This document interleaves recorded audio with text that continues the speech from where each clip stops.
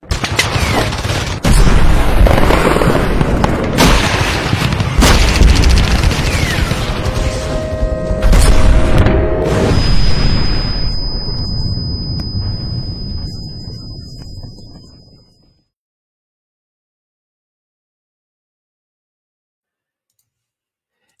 morning, everyone. Welcome to the Pandemic Coffee Break. I am Jonathan J. Reinhardt from War Gaming Recon. Today is Wednesday, June 10th, 2020, and I am lucky enough to work from home. And just like when I'm at work, mostly, although not lately, I guess, I get to have a coffee break. So I'm spending my coffee break with you. I have my decaf Earl Grey tea here, and it's actually my second round of it because I was drinking it, and I was like, wait a sec, this tastes a little weird. And my wife was saying to me that she thought that our cream went bad, and lo and behold, it did. So got rid of our cream. Oh, it's a shame. So I'm drinking this with milk, and it's not going so well. It's not the same. Oh well. So I hope you have your favorite beverage here with you. And today we're going to kind of go a little bit lighter on the show. Yesterday, we talked about the heavy topic of mental health. So I would strongly recommend that you check that out if that is of interest to you. And then, of course, as always, please leave a comment in below. And then be sure to interact with me during the show, because that's half the fun, right? Part of the reason why doing this live instead of just recording a video and then popping it up is you actually get to interact and influence what happens. So today I want to start off with some pretty exciting news, and that is that the Hobby Bunker in Malden, you can find them online at hobbybunker.com, is opening today for people to come in the store. Exciting, isn't it? So they have new store hours as of today, June 10th. They are closed Mondays and Tuesdays to the public. You can still do curbside pickup and do appointments. And then on Wednesdays, they open noon to 6. Thursdays, they open noon to 7. Saturdays, 10 to 6. And Sundays, noon to 5. They will be limiting how many people are able to go in at a time. You can still do call them to do curbside pickup if you want. And they will take seniors and other people by appointment only for off hours. So not during those normal hours. And again, because Massachusetts is requiring it, you have to wear a mask by law, and if you don't have one, they can provide one as well. And I do want to remind people that here in Massachusetts anyway, there is an exclusion to wearing masks if you have a medical reason for it. I can't think of what the medical reason would be, but I'm sure there must be one. And so places have that exemption in there for the executive law, but not every place is allowing that anyway. So I know there are some grocery stores, for example, that are saying you need to have the mask on or they'll do your shopping for you, even without that. So that's just things to be mindful of, but you can definitely go to the Hobby Bunker if you want. And I really want to go. I know I'm at high risk, so I'm really tempted to find a time to go and see if I can maybe make an appointment with them to go, like say on a Monday or a Tuesday when they're close to the public, and see if I can go and do some shopping, because I want to get like some paints and some other things. And I'm sure it's stuff that I won't use because I have so much stuff, right? But just I want to go. It's just I really, really, really want to go. So I don't know. Maybe that's something I can make happen. Maybe that's something Adrian and I can do and be socially distant while still going and doing. I don't know. That'd be fun. So let's go to the comments actually and just welcome all of you here today. So good morning, Dave. Thank you for joining us. And Robert, thank you for joining us as well. Good morning to you. And Dale, good morning. Hello, Court. How are you today? It seems you just placed an order. That's okay. Don't forget that they're doing that discounted shipping as well for New England. So be sure to get in touch with them about that. I don't know how you placed your order, but if you did it on their web store, give them a call and see what they can work out for you. And David is here. Hello, how are you today? So it's a nice group here, and I actually want to do a little bit more hobby-related stuff today. So I'm going to take us over, because I love the screen sharing thing that's going on. And maybe I love it too much. I don't know. But it makes me really excited. So I want to take us over here to the Dwarven Forge website. And so they have this whole section here about starter that you can get, starter kits and stuff. And I love Dwarven Forge. We're actually going to be doing a Kickstarter this summer for Wildlands, which is going to be like outdoor terrain, which would be really cool for us mini gamers, but also people, of course, play role-playing games. So you can get a lot of cool things here that are perfect starter kind of things, ways to kind of introduce yourself to Dwarven Forge, to get some cool stuff at decent prices. So they have everything from a starter dungeon over here, which is painting. And I love that all of these are painted. So that way you can just get them, they're table ready, you pop them down, and they're good to go. It's just like getting something from Foreground. These are all modular, so that way you can go ahead and you can reconfigure them in a million different ways with all sorts of other pieces. You can blend these with things that you got from Hearst Arts. Maybe you got Hearst Art molds. Excuse me. Maybe you've scratch built stuff of your own or other pieces. I've integrated these with things that I've gotten from Crescent Root and all sorts of stuff, and just kind of made some really cool things that I've done for my own tabletop. So you can actually do that, and it works really well. But I want to draw your attention to a couple really cool things that I think are little neat features. So over here, magnetic traps. So these work with any of their Dwarven Forge pieces that have magnets in them. So not everyone does, but there are some wall things that have magnets in them. So this is like a really cool thing that the switch moves. It's like a blade trap, a fire trap. You get a cool crossbow here that could shoot out. You can do some neat things with this, that maybe this is going to control stuff. So you can see right here, this is like on the back, and then on the front side, you have options here for you can put spears. You can put different types of stuff on. They can just go right there. You can get it as a standalone. It's only $32 American. It's a really cool piece. So it's something that I highly recommend. And then I also want to show you a couple others as well. So this is actually sold out, but I think this is a great thing right here. And it's a stalagmite pack from the Caverns Deep Kickstarter, which I backed last time around. So these would be awesome, really, for great standalone pieces that you could put just about anywhere, add a little bit of flavor. And obviously they're meant for like caves and stuff, but you could use them just about anywhere, right? You could use them if you're playing fantasy. I think they would work well for like dwarves or for goblins or ratmen. You could do all sorts of things like that and just kind of have them out. The cool pieces, they're all intended for 28 mil. And you have just like really cool pieces here. So these are nice standalone.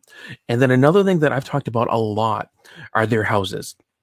So they actually have some really cool ones here that are sold out, but they have some that you can still get. So I think for Wargamers, the better one is the stone house.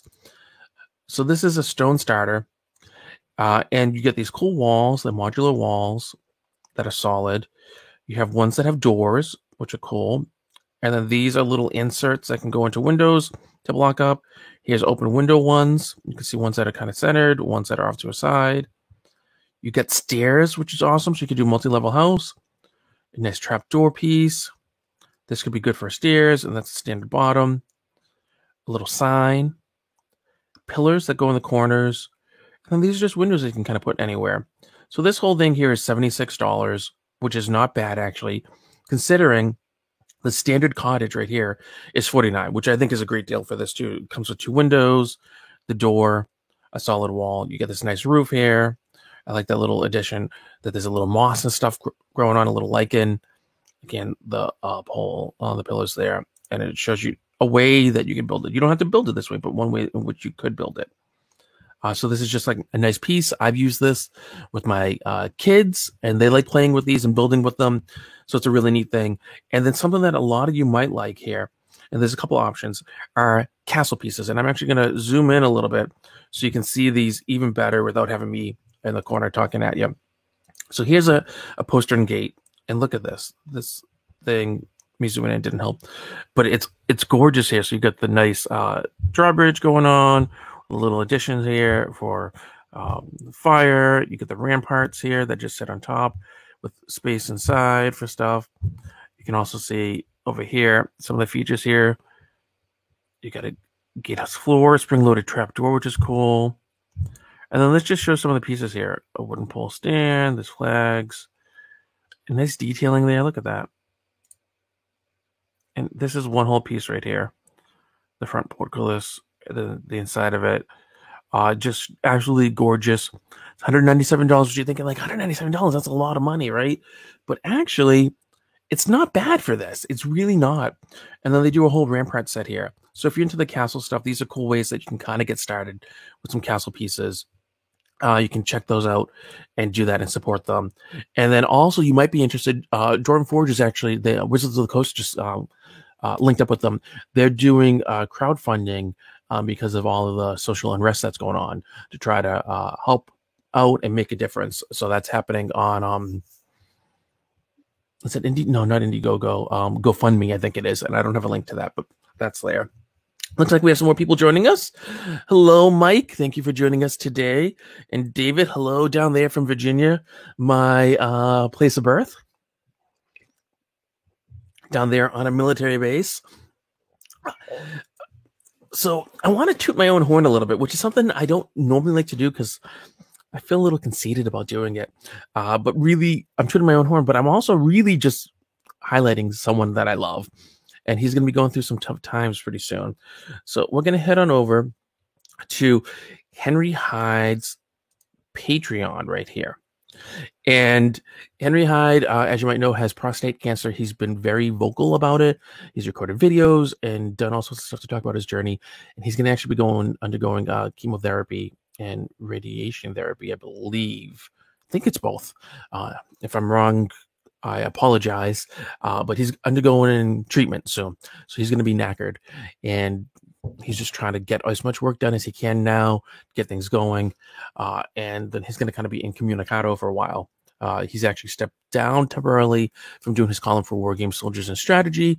So whatever the latest one that's out will be his last one for a little while he gets used to stuff. But a while ago, he had me on his show here, and he does his own podcast called Battle Chat, which is amazing. And I was honored that he wanted me on it. So you can see he and we talked about 2 hours and change. And I wanted to highlight some of the, not so much some of the stuff about me, but some of the reaction from his listeners, because I think that's really interesting.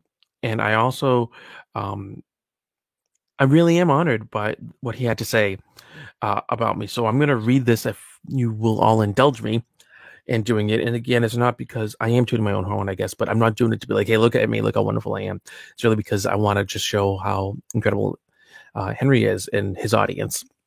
And to say that this is a thing that you guys might want to check out. He releases these for free eventually, but you can absolutely support him on Patreon for as little as $2.50 a month. And he has all these levels, and they go up, and you get different things and stuff. So let's start here. This, like I said, was a little while ago. This was probably right before the pandemic hit. So it's kind of like looking back at time to when life was normal before all this craziness hit. So a picture of me looking, I guess it's not terrible of me. I'm wearing my t-shirt. That's something.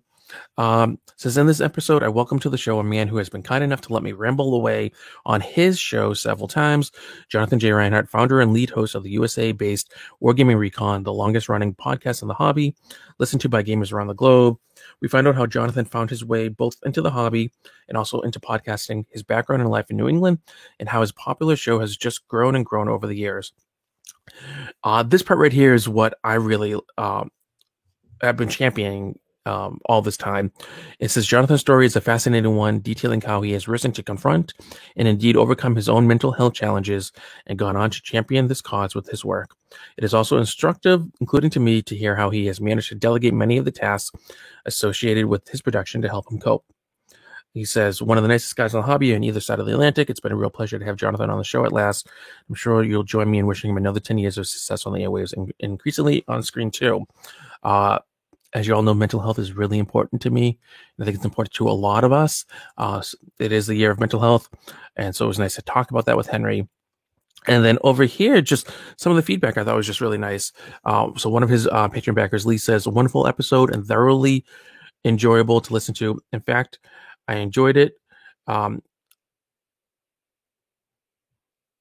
I'm not sure what they mean to say there. I think I'll listen to it again to make sure I didn't miss anything. Someone named Jim says, just catching up on my podcast listening and really enjoyed hearing about Jonathan's adventures in wargaming. Fascinating how we all come to the hobby by different paths, but still with some similar basic themes. Also was fun to learn that there is another librarian in gaming. Maybe we need to form a guild. And then down here, another great episode. Really enjoyed listening to and learning about several different aspects. And as a podcast newbie, seems I have yet another source of these things to explore. So what for me is a takeaway here is really the comments there by Jim, who says that I'm going to quote him, fascinating how we all come to the hobby by different paths, but still with some similar basic themes. And by and large, a lot of people who I've talked with over the years about tabletop gaming, we do have very similar stories, but yet they are so rich and unique. And it's really fascinating for me to learn a lot of origin stories of people for how they came to playing these games in every aspect of it. And a lot of times people get a little twinkle in their eyes where they have a fond memory, maybe of a loved one or a friend who kind of introduced them to something. And you can see almost people shed some of the years of their age as they kind of travel back, as they think about that and sometimes share it with me. And it's just wonderful to see how people feel a little more youthful, a little more energized when they think about those happy times. And so that's something that I really enjoy and I love having there. And it was, like I said, an honor for Henry to have me on a show to talk about stuff. So I think it's really neat. And if anyone wants, you should check out Battle Chat. He's over there on Patreon, patreon.com/battlegames, I believe. And you can check him out as well. I want to mention, and I know maybe this is a little early, but we might want to start getting ready for convention season for next year. So this actually went up a little while ago, but we're going to show it now. Total Confusion, which is one of my favorite tabletop gaming conventions around, has revealed that they are getting ready for TotalCon 2021. It says here, you are invited to TotalCon 35, the Spy Games Edition. Your mission, I feel like we're in Mission Impossible. Your mission, should you choose to accept it, is to meet up at the Best Western Royal Plaza Hotel in Marlborough, Mass, February 18th to the 21st, 2021. Stay for 4 days to attend TotalCon. There you will encounter a wide variety of scoundrels, gangsters, and villains. They should have a period, but there will also be some heroes, warriors, and champions in the mix. Your job is to infiltrate this group, blend in, and help deliver the antidote to what ails them: boredom. If you are successful, many people will get to play games, see friends, make memories, and have fun. Don't forget to obey all new laws pertaining to gatherings of this size, to be announced, lest you be booted on the spot. Start preparing. Mission updates will be issued in the coming months. Only 253 days or so and counting. And I know it's hard for conventions to try to figure out what they need to do because they don't even know yet. But I'm really excited about this. And all things considered, I'm intended to be there. And when I can, I'll be booking my room and everything to go. This should just be a lot of fun. And it's nice to kind of have some talk about normalcy happening as things open up and there are places to go and things to see. So that's pretty cool for there. I'm going to take a moment to remind you all that you can help keep us on the air by buying merch. wargamingrecon.bigcartel.com. So we have some merch here that you can check out. Duffel bags are only $20. These are made out of nylon, not nylon, cotton and canvas. You have a nice hand strap and also a shoulder strap. It fits 30. I said 20 yesterday. 30 liters of space. So you can fit just about all sorts of gaming stuff in it. Nice zipper pocket on the inside, so you can put some money, some loose odds and ends, some license or whatever, so you don't have to carry all sorts of bulky stuff. It's great if you're just going to go gaming for the day, go to a convention, or doing a weekend getaway, maybe with some buddies. We ship all over the place for this, so you can get that. Again, it's only $20. We have our new polo t-shirts, men's black polos, sizes small to 5XL. Only $30. Again, we ship all over the place. It has our logo on it. All right, classic T-shirts, both for men slash unisex and for women.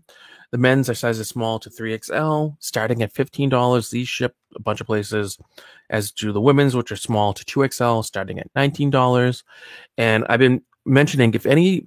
So right now we're limited in where we're shipping stuff, but we want to broaden it. So, for example, the men's slash unisex T-shirt is one that we ship to the widest number of places. So we ship to the U.S., Australia, Netherlands, Norway, and the United Kingdom right now. But we want to ship more. So we need to hear from you. So if you're in Canada, for example, or you're in France or Spain or Italy, Ireland, whatever, any of the places that you happen to be, if you live in one of those places, get in touch with us and we will try to get shipping options available so that way we can get things going that aren't too expensive and get it plugged in so that way we can make these available for all of you if you'd like to purchase anything, and it helps to keep us on the air. The really nice quality stuff. I know we just shipped a duffel bag not long ago to Norway, I think it was. So that's really cool. And I got to get my hands on a duffel bag too, because I'm really excited about that. I thought we could take a moment to have a little bit of mental health slash kind of just it's cool to see video thing. So one of my favorite children's illustrators is Peter Reynolds. He's a New York Times bestselling author and children's illustrator. He's done The Dot, and right now he's really blowing up because of the social unrest, because he's done a book maybe last year called Say Anything, which is all about like empowerment, and he does a lot of this kind of stuff. And so he has a YouTube channel, and he did a little video where he got some new brushes and he uses them to do a watercolor painting. And I just thought this was really cool. So I want to share that with you so you can just kind of see him at work. And I think this is neat. Obviously, he's doing it as an illustration, but he shares some techniques that you can use as well for just about any sort of miniature painting that you're doing, or whether you're working on buildings or anything. I think it's really relevant to the hobby that we have here. So let's take a peek here as we go and watch him use this. And he got some new brushes here again. And that circle thing are watercolors, and he likes that you can stack them up. So he's going to just do a little illustration for us. Point. This is not the thinnest in the collection. I'm just going to put these over there for a minute. And let's give this a whirl. Give this a little swirl. I call this waking up the paints.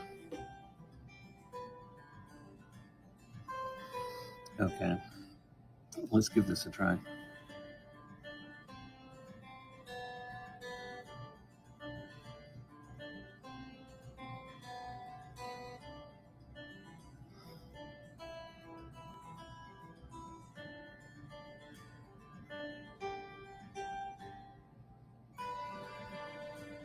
As I say, this is not the thinnest brush in their collection.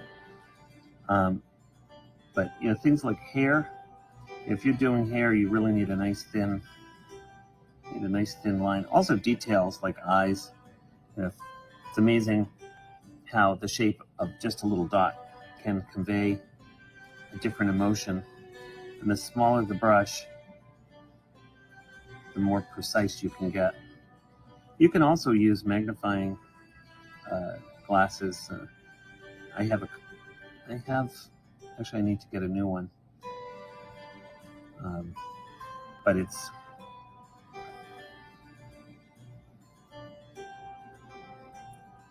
handy when you're doing really, really intricate work. In fact, sometimes I like to challenge myself, how small can I draw or paint?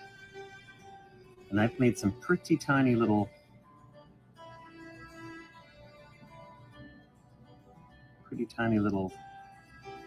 illustrations. In fact, I was thinking about doing a whole show with those illustrations. Really tiny illustrations.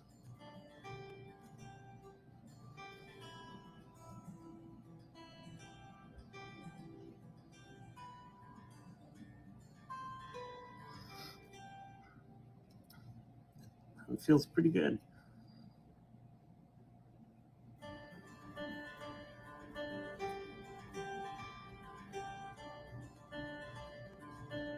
She's got a coat on, so get rid of most of that paint so we can do a light wash.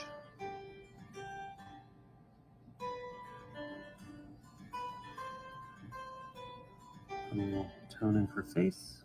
Add a little tone up there so it makes her face a little bit rounder. And then we'll do a little repair work there where I went over with some water. And of course a little shadow.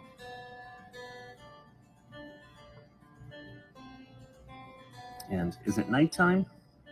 Is it daytime? So you know what? I think it looks like it wants to be raining. And of course, this is where having a nice super thin brush would come in handy. I will explore the brushes and see what I come up with. See what each brush does something a little bit different. This is a little repair work here.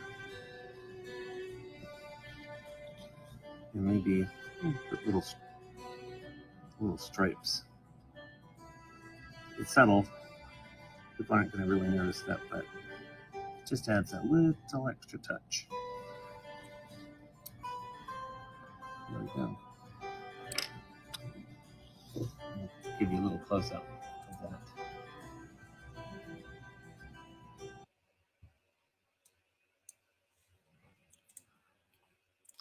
So I think there's a lot there that is relevant to what we do, right, with our hobby, with the different types of painting. So Peter showed how he was trying to create a world, almost tell a story there, right, where he is creating that character, that girl. He's trying to decide what type of place is it. Is it sunny? Is it dark? Is it night? He decides it's raining. He adds extra touches in there as well, right? He talked about the little bit of stripes on her pants. And these are things when we paint miniatures, for example, we might think like, where is this mini? What kind of world are they battling on? Or where will they be? Do they come from a snowy planet? Do they come from a grassy planet? What conflict are they in? And then he did a lot of similar techniques where he basically blocked in, right? He did block painting, as it were, for what it was. He then added shadow to add some depth and tone things in, all with a single color, all with a single brush, all with one watercolor. And this works just as well for all of us, right?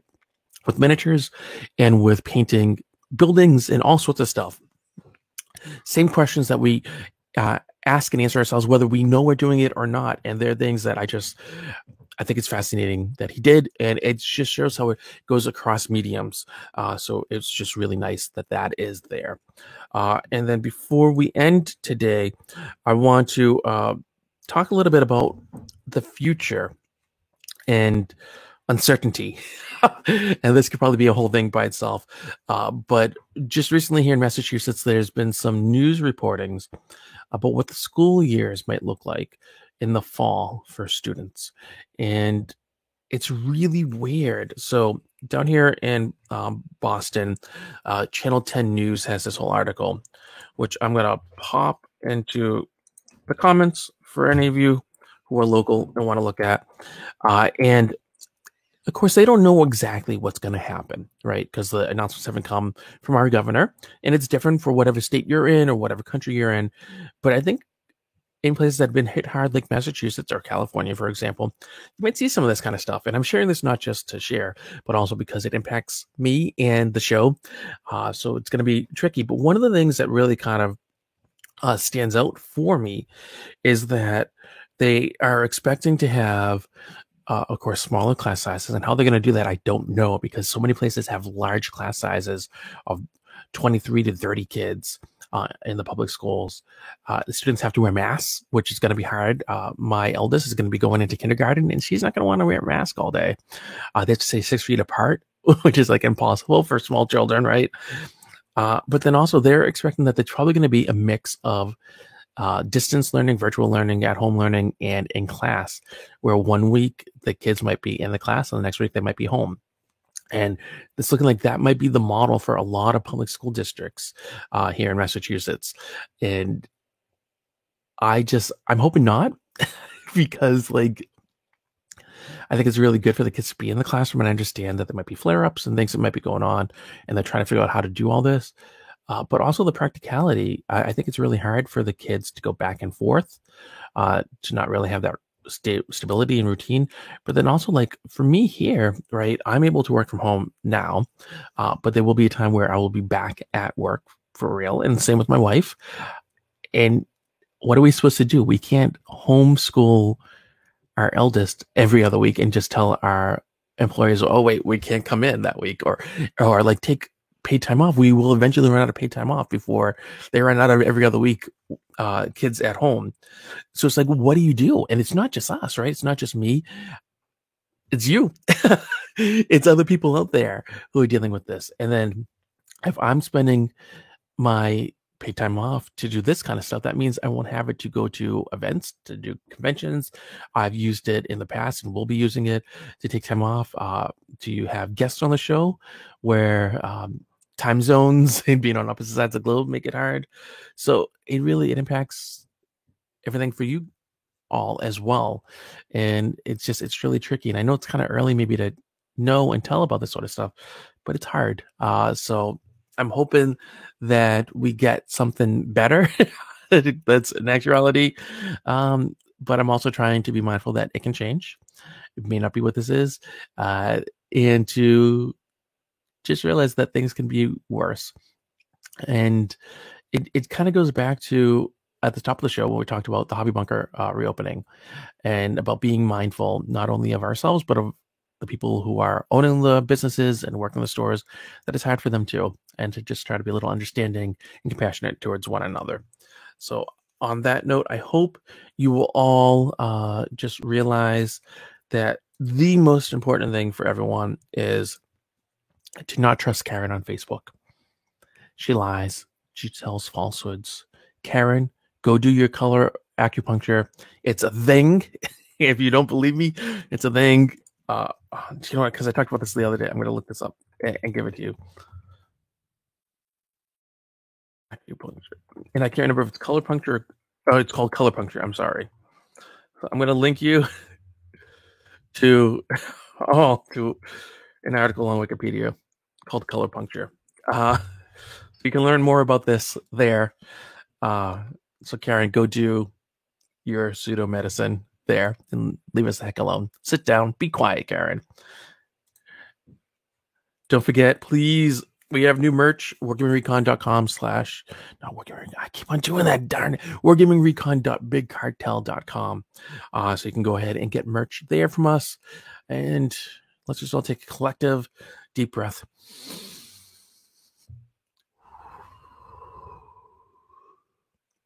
We'll get through this. We will. And life is already trying to be whatever new normal is, so we'll migrate there as well. Thank you all for being with me here today. We'll get through it. Remember, good enough is good. It's okay. And remember, no matter how busy you are, no matter what's going on in your life, no matter how much time you're thinking, dang, I want a watercolor too, like Mr. Reynolds, you know that you need to, you have to keep on gaming. Thanks, everyone. Be well. See you next time.